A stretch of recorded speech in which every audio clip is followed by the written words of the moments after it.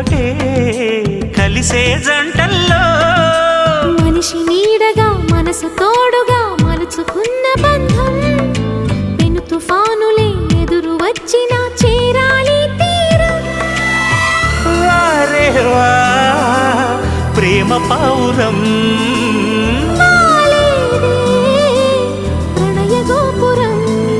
స్వప్న వేణువేదో సంగీతమాలపించి సుప్రభాత వేళ శుభమస్తు గాలి వీచే జోడైన రెండు గుండెల ఏకతాళమో